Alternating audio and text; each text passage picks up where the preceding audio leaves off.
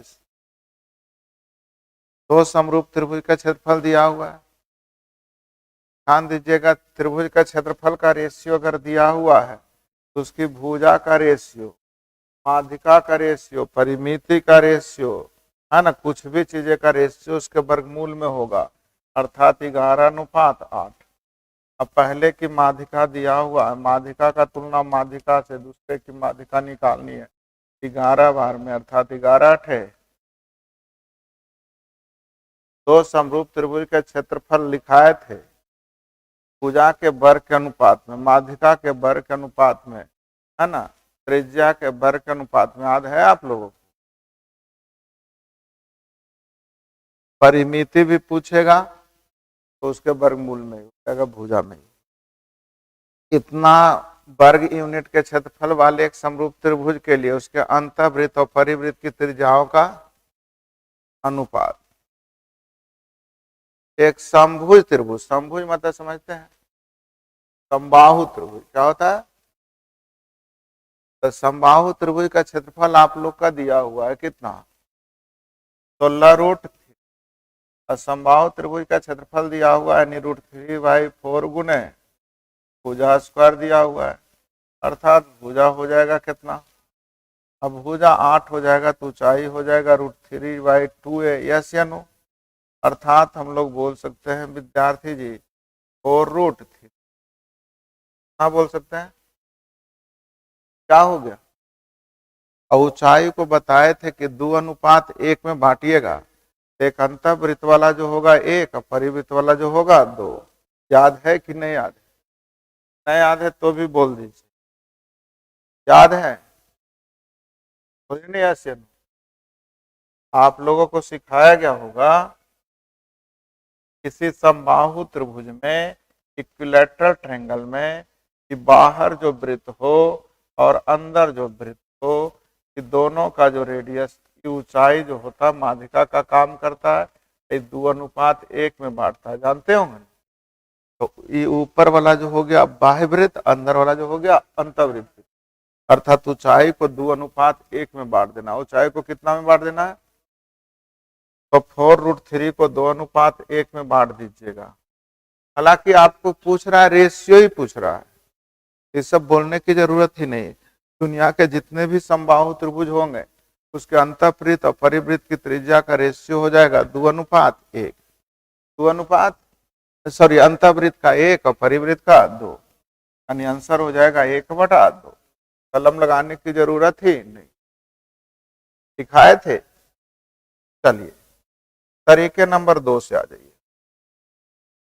आप लोग को सिखाए थे, क्षेत्रफल दिया हुआ है। क्षेत्रफल आप लोगों ने कभी पढ़ा था R×S, लेकिन ध्यान दीजिए, ऐसा मत लगाइएगा, आपको वही याद रखना है। समबाहु त्रिभुज में समबाहु त्रिभुज ही ज्यादा पूछा जाता है। ये तो हो गया दुनिया के कोई भी ट्रायंगल के लिए, लेकिन नियमतः अगर समबाहु त्रिभुज पूछेगा तो ऊंचाई निकाल लीजिएगा, उसको 2:1 में बांट दीजिएगा। 2 जो होगा बाह्य वृत्त की त्रिज्या और 1 जो हो गई अंतःवृत्त की। लेकिन जब रेशियो ही पूछ रहा है तब तो अंतःवृत्त वाले 1 बाह्य वृत्त वाले 2, यानी 1/2 तो आंसर डायरेक्ट हो गया। अगर निकालने कहेगा तब समचतुर्भुज की एक भुजा 37 है, क्षेत्रफल इतना है, तो विकर्णों की लंबाई का जो, ध्यान दीजिए, दिमाग लगाने का नहीं, कितना आसान क्वेश्चन। समचतुर्भुज की भुजा कितना दिया हुआ है तो आप लोगों ने पढ़ा होगा, याद कीजिए। पहले विकर्ण बटा 2 का स्क्वायर प्लस दूसरे विकर्ण बटा 2 का square is equal to square. Yes या नो? और दूसरा पढ़े होंगे विद्यार्थी जी 1/2 गुने विकर्णों का गुणनफल बराबर, जल्दी बोलिए। अब d1 × d2 मालूम है और d1² d2² मालूम है। अब जो चाहिएगा निकाल लीजिएगा।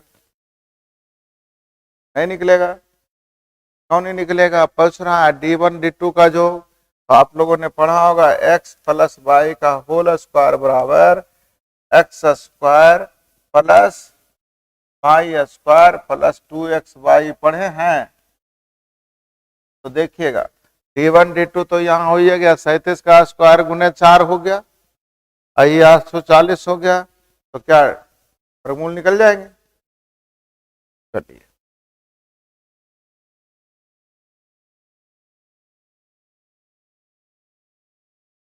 फॉर्मूले से हो गया। दूसरी चीजें सीख, इसके विकर्ण एक दूसरे को समकोण पर समद्विभाजित कर। तो 37 अगर किसी का ट्रिपलेट में याद है तो जल्द से जल्द बोलिए। 37 अगर किसी के ट्रिपलेट याद है तो ध्यान में आएगा तो होगा, अन्यथा फिर आपको वही करना होगा अगर ट्रिपलेट नहीं है तो। सही है। अगर ये डायरेक्ट ट्रिपलेट किसी का रह जाता तब तो आप तुरंत यहाँ रख देते और देख लेते कि क्या उसका क्षेत्रफल इतना आ रहा है कि नहीं। अगर आ रहा है तो आपका काम डायरेक्ट नहीं हल होगा। 12 सेंटीमीटर 8 सेंटीमीटर भुजा वाले आयत से एक समचतुर्भुज बनाया गया जिसका परिमाप आयत के परिमाप के समान है। ध्यान दीजिएगा, आयत का परिमाप जल्दी बोलिएगा 40 है। आयत का परिमाप कितना है? 40 है।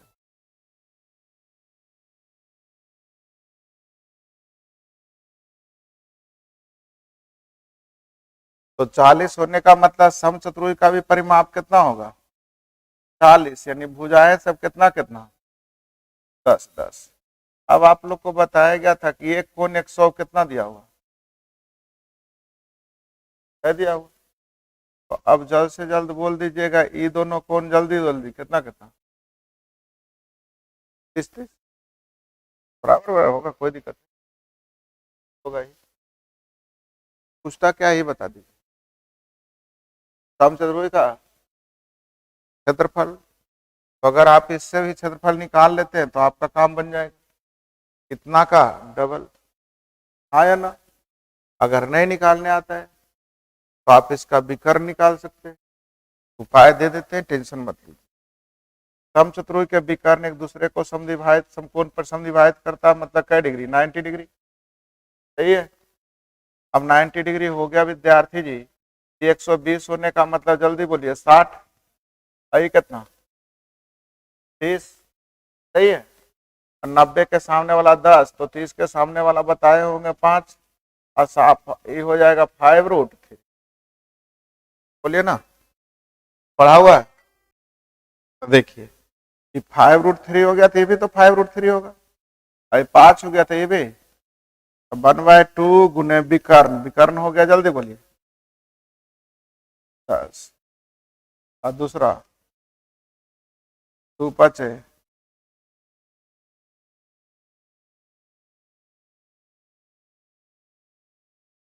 बोलिए नहीं समझ में आया जी? ये जानते हैं, ये वाला जो हम लिखे, जो कौन त्रिभुज में 90 के सामने वाला 10, तो 30 के सामने वाला उसका आधा, और 60 के सामने वाला उसका √3 गुना हो। सही है। चलिए, और भी तरीके हैं। मान लीजिए जरूरी है कि दिमाग में यही आया, नहीं आया तो भी बनेगा। देखिए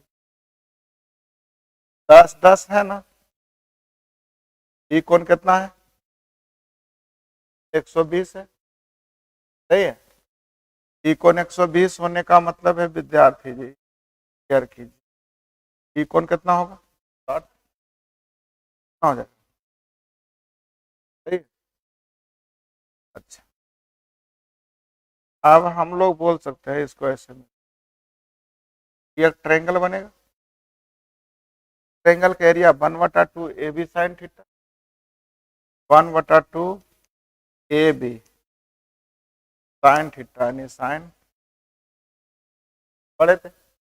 ये भी नहीं पढ़े? पढ़े। 1/2 10 गुने 10 साइन 60 का मान √3/2। ये तो हो गया इसका, जितना इसका उतना ही इसका होगा। गुने कितना होगा? 2। जल्दी बोलिए। हुआ? अब सोचने का चाहिए, जैसे सोच लीजिए, इतना बता दिया कैसे बनेगा। फिर से एक 10 सेंटीमीटर भुजाओं के वर्गाकार कमरे के मध्य क्षेत्र में वर्गाकार टंकी गलीचे से और बचे हुए फर्श को आयल क्लॉथ से ढका गया है। गलीचे और आयल क्लॉथ को क्रमशः मूल्य 15 और ये बताया हुआ लगता है, तो बताया है।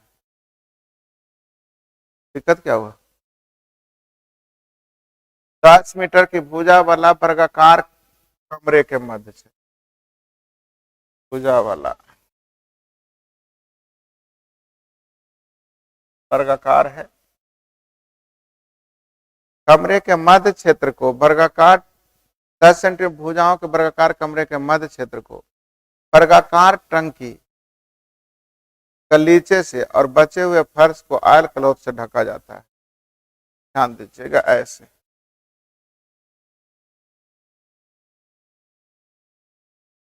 इधर कुछ ढका गया तो मतलब नहीं है, आगे बढ़। गलीचे और आयल क्लॉथ के मूल्य 15 रुपये और 6.5 रुपये प्रति मीटर, उनका कुल मूल्य इतना है। तो आयल क्लॉथ के बॉर्डर की चौड़ाई ज्ञात कीजिए। आसान है। अब आप लोग को लगता है नहीं एक्स से बताया था कैसे, कोई बात।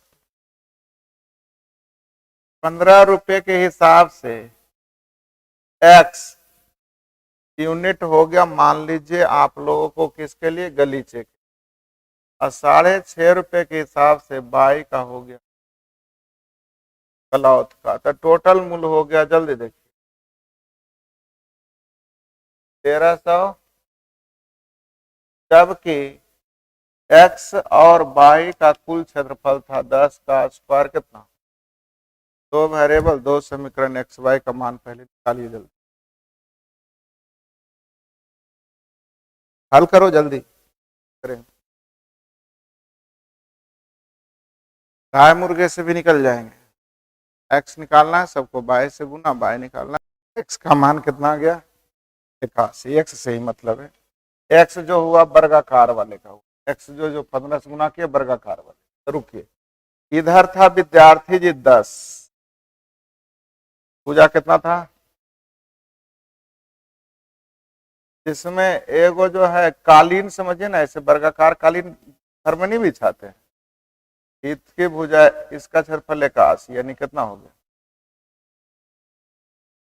अर्थात यहां से यहां 10 था, तो बच गया कितना, हाफ।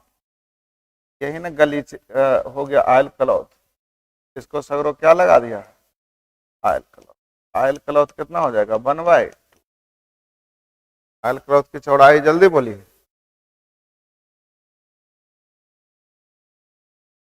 ये पूरा 100 था, जिसमें 81 हो गया कालीन जो बिछाए वो, बाकी चारों ओर क्लॉथ लगाए थे, 81 हो गया, तो बाकी हम लोगों ने कहा भुजा 9 हो गया, यहां से यहां 10 था जिसमें 9 हो गया, तो बच गए दोनों मिला के 1, अर्थात आधा इधर और आधा। यदि आप घर बैठे अपनी परीक्षा की अच्छी तैयारी करना चाहते हैं तो प्ले स्टोर से स्टडी ट्रेंड ऐप को डाउनलोड करें।